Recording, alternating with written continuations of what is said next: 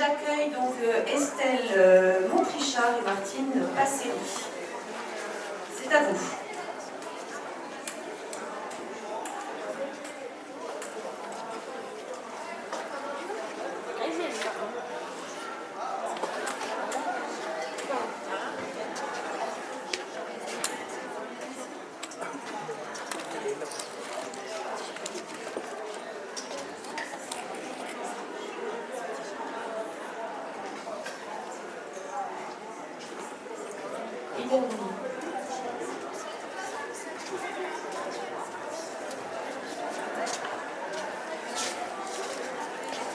Merci d'être resté voilà, pour notre dernière ligne droite ce soir. Donc la comète, je me présente Estelle Montrichard, animatrice et formatrice en éducation thérapeutique. Martine Passery,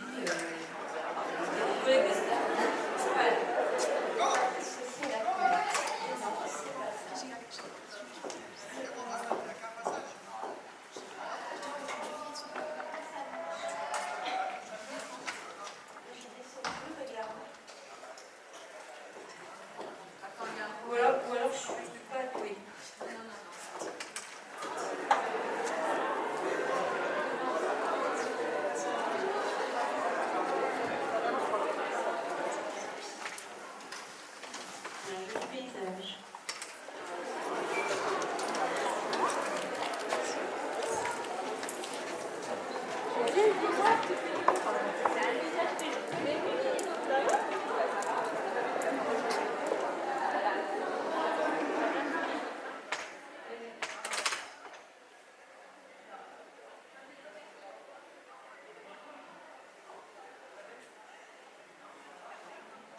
Et bien voilà.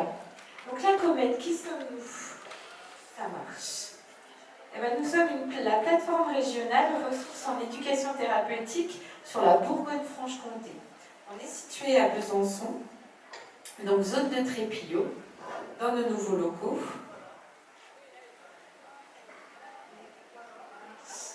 On n'arrive pas à le passer en fait.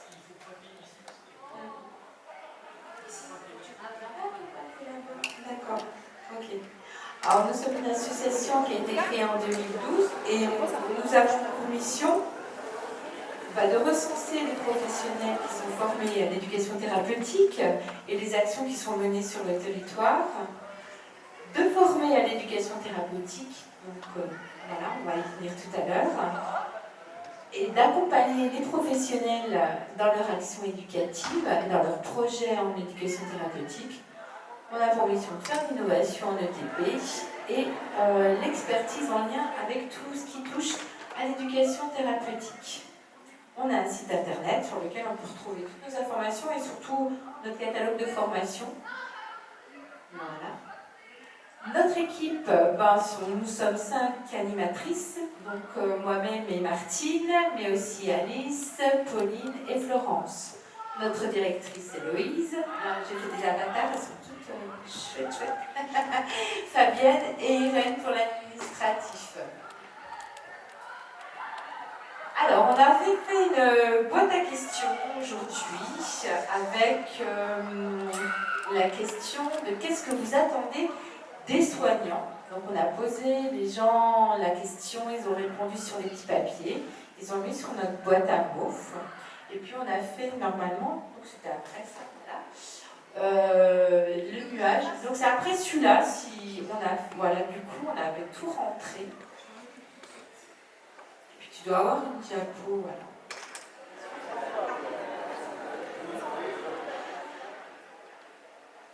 De savoir ce qui en ressort. Nuage de musique. Ouais.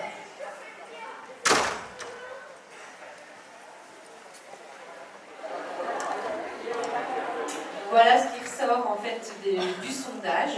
Alors on voit qu'en gros, voilà, ce qui ressort, c'est le besoin d'écoute, la bienveillance, puis le non-jugement et d'autres items comme la compréhension, l'empathie,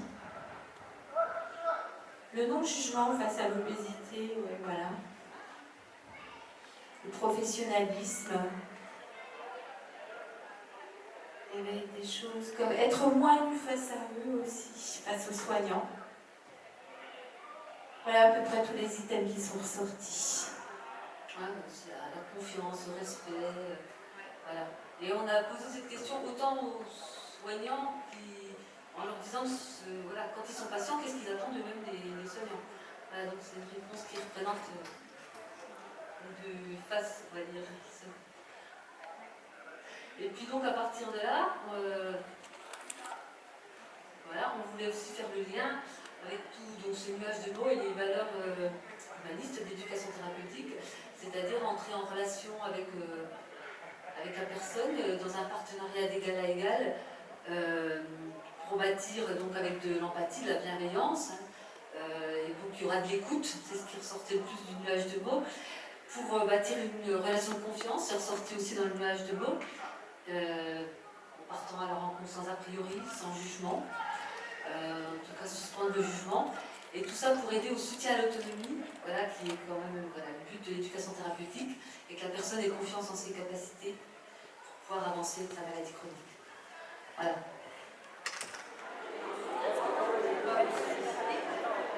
Voilà, vous n'êtes pas nombreux, alors du coup on va vous solliciter. Alors réfléchis, est-ce qu'on se met avec les petits papiers, avec les plots? Les plots. Plots, oui. En fait on va vous demander, on va vous faire des affirmations parce que finalement c'est quoi l'éducation thérapeutique? Je ne sais pas si dans la salle vous êtes sensibilisés à ça. Et du coup, on va vous demander votre avis en vous positionnant. Ce qu'on propose peut-être, c'est que Émilie va vous distribuer 3 petits cartons, un vert, un rose et un jaune. On va vous proposer des items, et puis en vous disant l'éducation thérapeutique, c'est. Et puis à partir de là, si vous êtes d'accord avec la phrase qui est projetée, vous brandirez le carton vert. Si vous n'êtes pas d'accord, vous brandirez le rose. Et si vous ne savez pas trop, vous brandissez le jaune. Et puis à partir de là, on essaiera de voir avec vous pourquoi vous êtes d'accord ou pas. Voilà.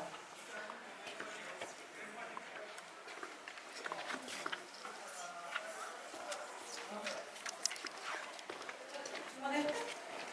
Vous êtes prêts? Première information. Alors l'éducation du patient, c'est expliquer à la personne sa maladie et ses traitements. Alors je vois qu'il y a plusieurs cartons verts, mais il y en a quand même 2 roses. Alors on va peut-être demander à ceux qui sont d'accord pourquoi ils sont d'accord, si quelqu'un veut se prendre la parole. Alors pourquoi vous êtes d'accord dans le fait que l'éducation du patient, c'est expliquer à la personne sa maladie et ses traitements? Oui. Parce que c'est dans les mots éducation thérapeutique du patient. Thérapeutique, c'est traitement. Ça s'adresse au patient. S'il a un traitement, c'est peut-être qu'il a une maladie. Et pour comprendre son traitement, il faut comprendre sa maladie. Donc pour moi, c'est dans le titre. D'accord. Donc j'ai mis vert. Ok. Quelqu'un d'autre va intervenir pour les verts, et puis après on demandera à quelqu'un qui a bondi à Moi j'ai dit que j'étais d'accord, Ouais. par contre, c'est pas que ça, Mhm. mais c'est en partie ça. Parce qu'effectivement, il y a la question de comprendre, de connaître, de savoir ce qui nous arrive. Ouais. Voilà, je dirais comme ça. Ok, merci. Et pour ceux qui ne sont pas d'accord, c'est intéressant aussi de voir d'autres points de vue. En fait, en remplissant mes cartons et en relisant la question, je me suis aperçue que j'aurais dû mettre jaune. Je suis d'accord et pas d'accord. Ok, ouais. C'est vrai que lui expliquer, j'ai appris les malades, comme on me l'a expliqué. T'es pas simplement obèse, c'est une maladie chronique, donc tu es malade. Là, ça m'a soulagée. Savoir que je n'étais pas seule responsable, mais que j'étais atteinte d'une maladie, finalement. Ça m'a déculpabilisé. Ouais. Donc c'était important de l'entendre. Et des traitements, bien sûr, expliquer ce qu'on va mettre en place pour soigner. Et en même temps, comme disait la personne qui est intervenue juste avant moi, ça, quoi. Ouais. C'est un tout, donc je dirais d'accord, pas d'accord. En fait, je remets en. Voilà, dans la phrase, il y a des choses qui sont à la fois C'est ça. dans ce sens-là et pas forcément. Je crois que vous avez brandi un carton rose aussi tout à l'heure.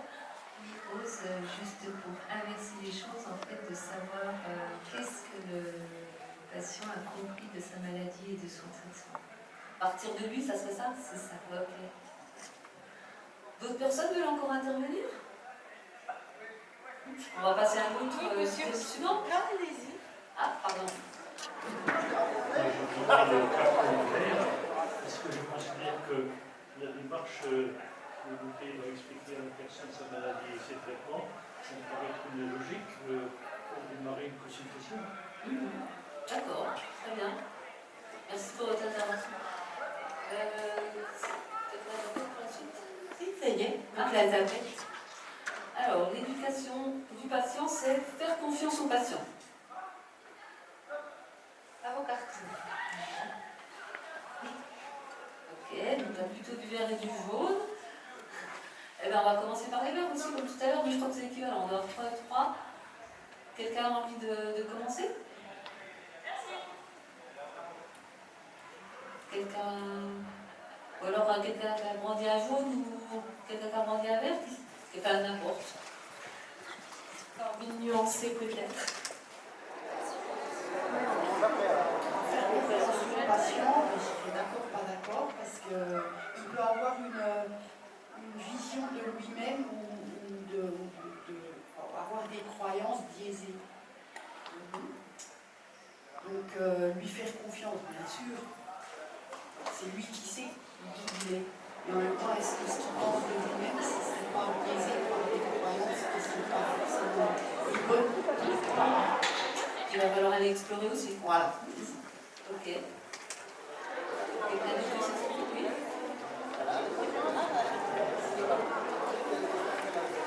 Oui.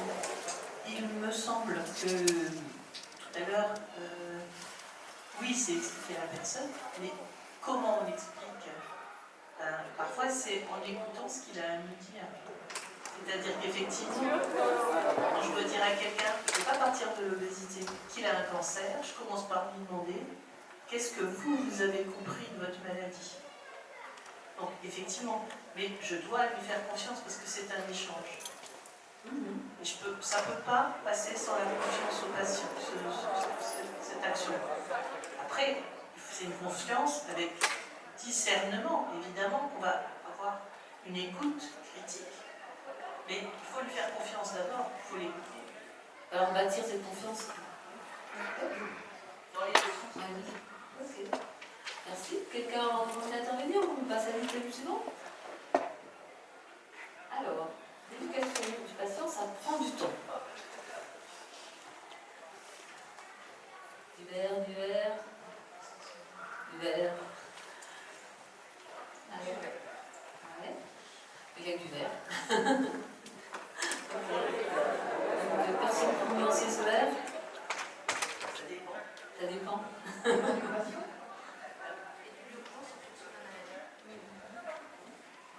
patient, il est souvent impatient.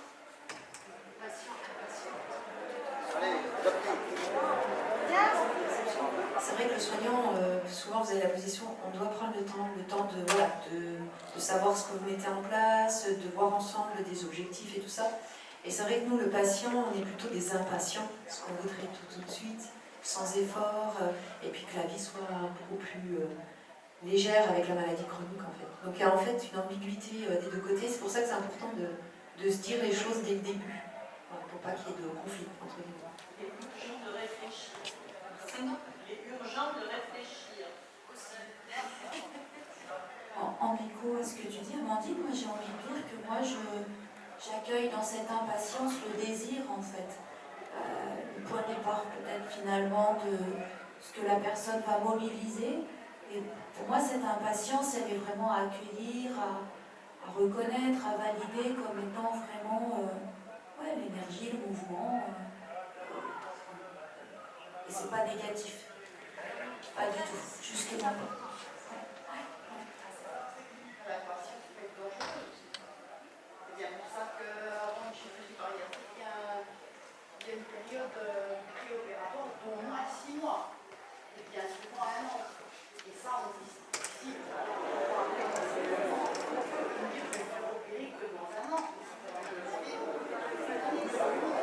Mais l'impatience, mais nécessaire, c'est nécessaire. Et après, ça prend du temps, oui, plus ou moins, ça dépend du patient. En tout cas, ce qui est intéressant, c'est de savoir comment vous, chacun, vous l'entendez, cette idée. Et puis cette idée-là, quoi, c'est fait aussi pour ça, pour débattre et que chacun l'entend à sa façon. Très bien. Merci. Encore un petit dernier. Alors, l'éducation du patient, c'est l'affaire de tous. Alors là, on a un peu toutes les couleurs qui arrivent. Alors, je sais pas, oui, qui veut commencer? Ça veut dire quoi, c'est l'affaire de tous? Qu'est-ce que ça veut dire pour vous? Oui, ça veut dire, la question c'est quoi, c'est l'affaire de tous? De tous qui? Tous. Vous l'entendez comment? Qu'est-ce qu'on entend par c'est l'affaire de tous? Vous l'entendez comment personnellement? Ben, j'entends pas. Je n'entends pas. C'est l'affaire de tous. Ouais, c'est compliqué. C'est qui tous? Ouais, ça vous pose la question, c'est qui? Ok. Qui d'autre aura envie d'intervenir là-dessus? Oui. Oui, c'est vrai que ça peut être intéressant d'attendre d'avoir l'avis de quelqu'un qui a mis ce carton-là. Je considère que c'est une affaire très personnelle. Donc ce n'est pas l'affaire de tous. Ouais. C'est l'affaire du patient et de ses soignants. Il y a l'entourage aussi. Parce que si l'entourage ne vous soutient pas, si vos enfants, votre mari, la famille ne vous soutient pas, c'est le rôle de tout le monde aussi, sans être. C'est limité. Le rôle est limité, mais il est important. Donc tout ce qui. Est-ce que mon voisin, j'en ai quelque chose à faire? Moi non, je ne crois pas que ce soit son affaire. Mais moi qui vis seule avec mes enfants, oui, c'est important que mes enfants soient conscients de ma démarche et puis qu'ils me soutiennent. C'est ce qui a fait que j'ai réussi d'ailleurs. Et en même temps, c'est complètement individuel, oui, je suis d'accord. Et les soignants aussi. Concernant l'entourage immédiat, oui, bien sûr. Mais ça se limite à un cercle qui reste limité. C'est pour ça que je dis tous, c'est qui? Qui on met dans le tous? C'est ça qui me gêne. La question à la base, elle est trop vague pour apporter une réponse. C'est fait exprès, hein. Je m'en doutais. Non, mais ouais, c'est ça, c'est qui tous dans tous, on met qui dedans? Ok, bah oui. Déjà là, vous avez les patients, vous avez les soignants et puis l'entourage. Ouais. Ok. Quelqu'un a envie d'intervenir aussi là-dessus? Donner son avis? Moi je dis oui, quelque part c'est l'affaire de tous, mais pas tout à fait vrai, c'est pas l'affaire de n'importe qui. C'est-à-dire qu'il faut quelque part des compétences, quelque part un lien avec la personne concernée, et évidemment la personne concernée, pas n'importe qui. Tout le monde n'a pas son avis à dire là-dessus. Je crois que les parents, si j'avais écouté ma mère, je ne me serais jamais fait opérer. Alors qu'aujourd'hui, oh là là, le résultat est incroyable. Oui, il est incroyable, mais et tu vas bien, tu n'es pas malade. Mais il n'y a plus rien. J'ai dit, comment ça, il n'y a plus rien? Bien sûr que si tu manges assez à ta faim, tu n'es pas trop fatigué. Stop. Donc les parents, alors qu'on en a besoin. Ouais. En tout cas, vos réponses elles sont super, elles font tout avancer. Voilà, faire du tous, mais c'est qui ce tous, quoi? Voilà, merci. Ouais. Ça, j'ai une dernière. Ah, pardon, allez-y. Pour moi, en tout cas, par ma perception peut-être plus professionnelle, tous, j'y mets les patients touchés par la maladie chronique, les professionnels de santé, les aidants, et presque au niveau national. Les choses de fait, que les choses bougent, que ça change un petit peu. Vous dites qui nous tous, on a tous notre façon de voir les choses. Au niveau institutionnel, C'est ça que je voulais dire, institutionnel. Ok, bon, eh ben, on va conclure en tout cas. Voilà. Ben, merci de votre participation. Nous a donné à cœur de vous faire participer à C'est quoi le TP. Donc vous avez bien joué le jeu, merci beaucoup. Et puis on va finir voilà, par vous donner à partir de là la définition MS, en tout cas que les soignants connaissent bien. L'éducation thérapeutique du patient a pour but d'aider les patients à acquérir ou maintenir les compétences dont ils ont besoin pour gérer au mieux leur vie avec une maladie chronique. Elle fait partie intégrante et de façon permanente de la prise en charge du patient. Et puis elle comprend les activités organisées, y compris un soutien psychologique, social, conçu pour rendre les patients conscients, informés de leur maladie, des soins, de l'organisation, des procédures hospitalières, des comportements liés à la santé et à la maladie, dans le but de les aider à améliorer leur qualité de vie. Alors on voit bien sur le troisième petit astérix que voilà, il y a un ensemble de professionnels de santé qui vont être autour du patient et qui pourraient aussi constituer ce tout. Ah, ouais. Et puis sinon, on vous propose sur la diapo suivante voilà, des phrases qu'on aime bien, des idées qu'on aime bien proposer en formation. Qui partait toujours de là où on est patient, hein, ça a été évoqué tout à l'heure dans le débat. Une phrase aussi pour Sandrin, qu'il y en a peut-être qui connaissent parmi les soignants, médecin en santé publique, et puis donc, a été très longtemps à l'association française francophone pour le développement de l'éducation thérapeutique. L'éducation thérapeutique n'est pas une potion que le médecin prescrit, que l'infirmière administre, ou d'autres soignants bien sûr, et que le patient ingurgite. L'éducation thérapeutique est une aventure humaine. On aime bien aussi rappeler la phrase d'Anne Lacroix, qui était psychologue aux hôpitaux universitaires de Genève. Ce n'est pas le soignant qui sort le patient de sa situation, c'est le patient qui décide quand il s'en sort, comment et avec qui, quand il va être prêt.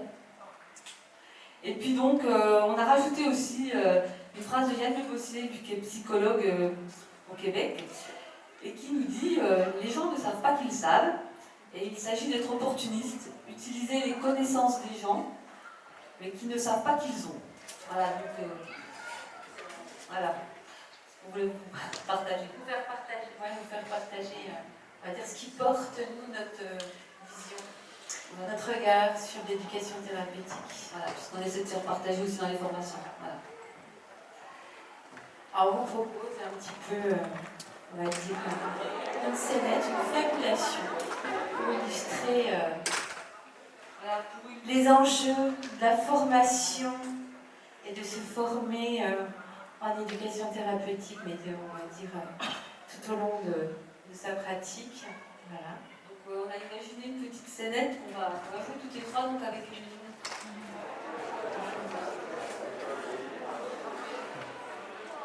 Alors voilà, j'entre dans un rôle, je suis le... Voilà, bonjour, en tant que docteur Pontouville, médecin nutritionniste. Et puis il y a 2 ans, j'ai reçu une patiente qui s'appelle Adèle, une patiente en surpoids. Alors j'ai essayé de la prendre en charge le plus professionnellement possible, comme je le fais à chaque fois. Je lui ai demandé d'écrire ce qu'elle mangeait, donc son carnet alimentaire pendant 1 semaine. Je lui ai fait les recommandations habituelles pour un régime plus équilibré, moins de graisse, moins de gras.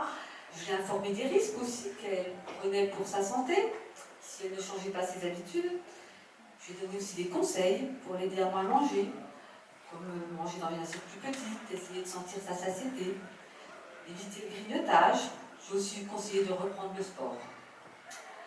À la fin des séances, je lui demandais si elle avait compris ce qu'il fallait faire et si elle était d'accord pour essayer. Et puis à chaque fois, elle me répondait « Oui, oui, merci docteur pour les conseils, je vais essayer ». Adèle est venue régulièrement pendant 6 mois. Son poids se maintenait, mais cependant elle n'en perdait pas. Alors j'ai continué à l'encourager, je lui ai redonné des conseils, c'était souvent parfois les mêmes d'ailleurs. Et puis un jour, Adèle est venue en consultation, je la sentais énervée et découragée. Vos conseils, ça ne marche pas, j'y arrive pas. Je n'ai pas perdu de poids, j'ai même pris 1 kilo. Je suis découragée, franchement. Mais vous allez y arriver, Adèle. Non, j'en ai assez, ça marche pas. Vos conseils, ça ne marche pas, j'y arrive pas. Quand on se voit, on parle de mon poids, de ce que je dois faire pour manger, pour bouger. Mais moi, j'existe aussi. En fait, je me suis renseignée. Je voudrais être prise en charge par un professionnel formé à l'éducation thérapeutique. C'est une amie qui m'en a parlé. Et du coup, elle se sent mieux écoutée, mieux accompagnée.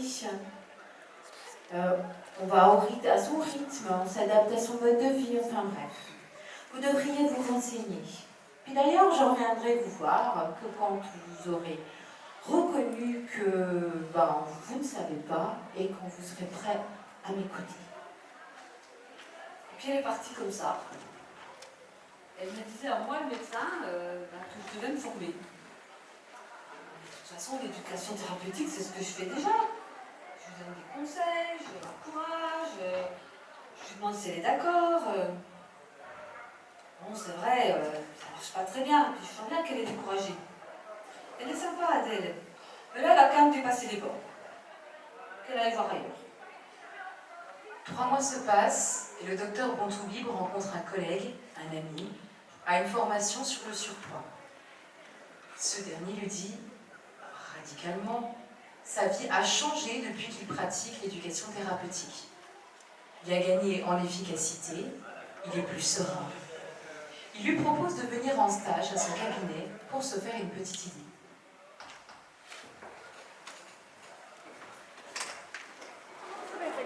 Donc, quelques semaines plus tard, je me libère quelques jours sur ce stage chez mon collègue Yannick.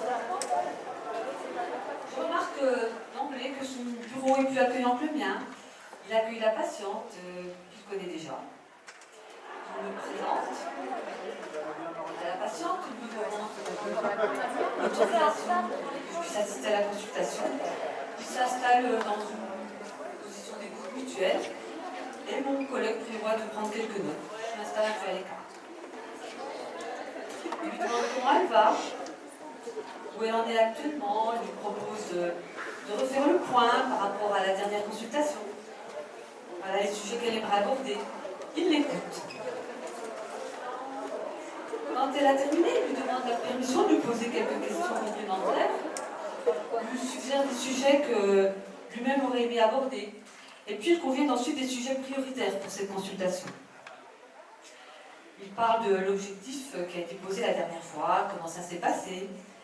Il la valorise, il lui pose des questions ouvertes, il reformule ses propos, sur quelques points clés, il rebondit, il résume la situation, laisse quelques silences aussi. En tout cas, je sens bien qu'il se passe quelque chose. La patiente a l'air à la fois attentive, impliquée, comme si elle rentrait un peu à l'intérieur d'elle-même pour revisiter autrement sa situation. Il parle aussi de ses motivations pour perdre du poids, les ressources dont elle dispose, qui va pouvoir l'aider, comment elle compte s'y prendre. Ce que j'observe surtout, c'est que c'est elle qui parle. D'ailleurs, je remarque qu'elle connaît beaucoup de choses sur son équilibre alimentaire et qu'elle connaît bien sa problématique. En fait, mon collègue l'aide à voir clair dans ce qu'elle vit, dans son rapport à la nourriture, son ressenti, en explorant ses besoins, sa vie quotidienne, comment elle pourrait petit à petit modifier son comportement, en choisissant elle-même l'objectif qu'elle pourra réaliser. Une grande empathie se dégage de l'entretien. Je me trouve dans un climat de bienveillance, avec une grande qualité relationnelle qui est instaurée. À aucun moment je ne suis mal à l'aise, il n'y a pas de jugement ni de rapport de supériorité. Moi-même, je me rends compte après l'entretien que voilà, je me suis trouvée dans un espace d'empathie et je suis heureuse d'avoir assisté à cette consultation. La patiente repart avec le sourire et je la sens confiante. Nous débriefons avec mon collègue. Je dois t'avouer que je suis séduite parce que je viens de voir. C'est plus facile. Ça me demande certes beaucoup de concentration et de présence, et en même temps mes patients trouvent eux-mêmes des solutions auxquelles moi-même je n'aurais pas pensé. Ils sont plus motivés et en général ils atteignent leurs objectifs. Sinon, c'est qu'ils étaient encore pas prêts. Et ça te prend beaucoup de temps? Pour la première consultation, oui, je prends un peu plus de temps car il faut faire connaissance. Et ensuite, non, au contraire, en étant bien présent, on ne prend pas plus de temps. Aussi, je n'hésite pas à les envoyer chez d'autres confrères qui sont formés à l'ETP si je vois que la problématique prioritaire n'est pas, on va dire, de mon sort en tout cas. Et puis s'ils ont besoin d'autres soutiens en dehors du mien.